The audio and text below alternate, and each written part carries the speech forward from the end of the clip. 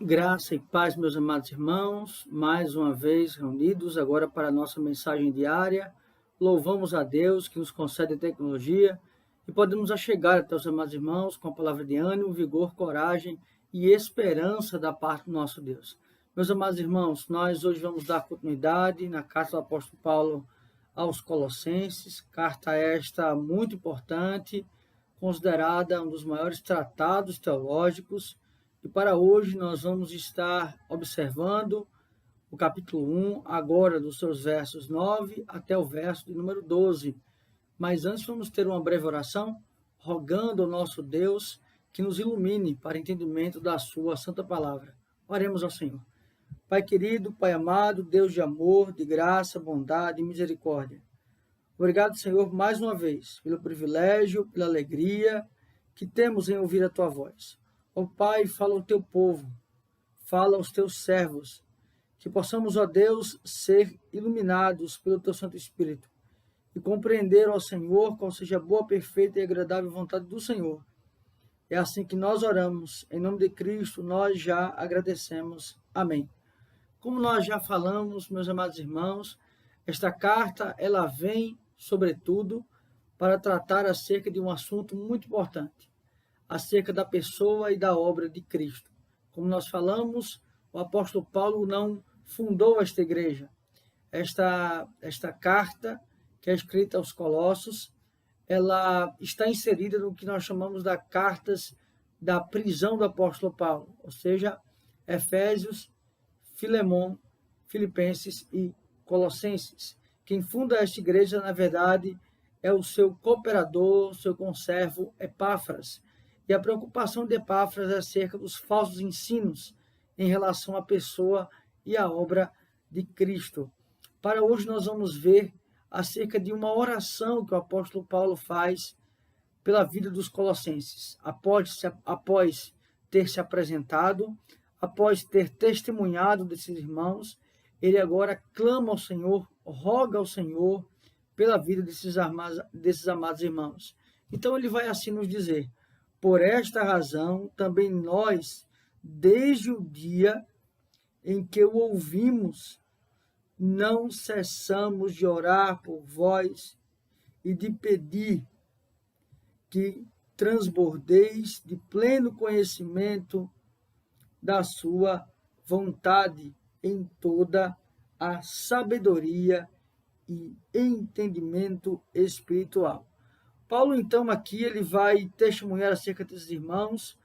Ele está dizendo aqui que, de fato, esses irmãos são convertidos ao nosso Senhor Jesus Cristo e que ele está constantemente orando por esses irmãos. Por esta razão, também nós, eles e os seus cooperadores, desde o dia em que ouvimos, ou seja, não é apenas ouvir falar, mas testificamos e fomos informados dos seus procedimentos, não cessamos, ou seja, ele ora constantemente por esses irmãos, de orar por vós e de pedir que transbordeis de pleno conhecimento da sua vontade em toda a sabedoria e entendimento espiritual.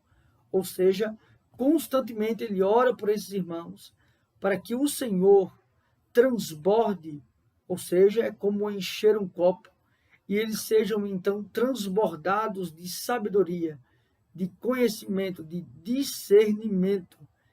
E ele não diz cognitivo, ele não diz sensorial, mas ele fala deste entendimento espiritual, ou seja, o discernimento da verdade para com esses irmãos está no âmbito espiritual.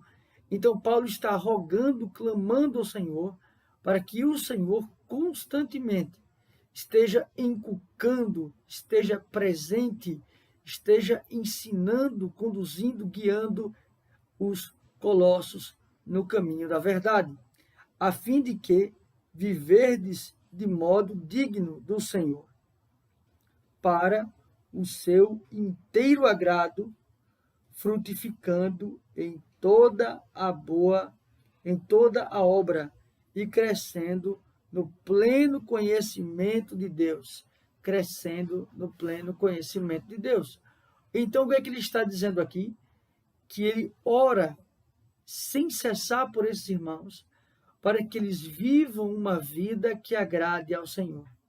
E agradar ao Senhor também significa entender, compreender, obedecer e se alegrar na vontade do Senhor. Significa a compreensão da verdade, viver na verdade, proclamar a verdade e se submeter à verdade.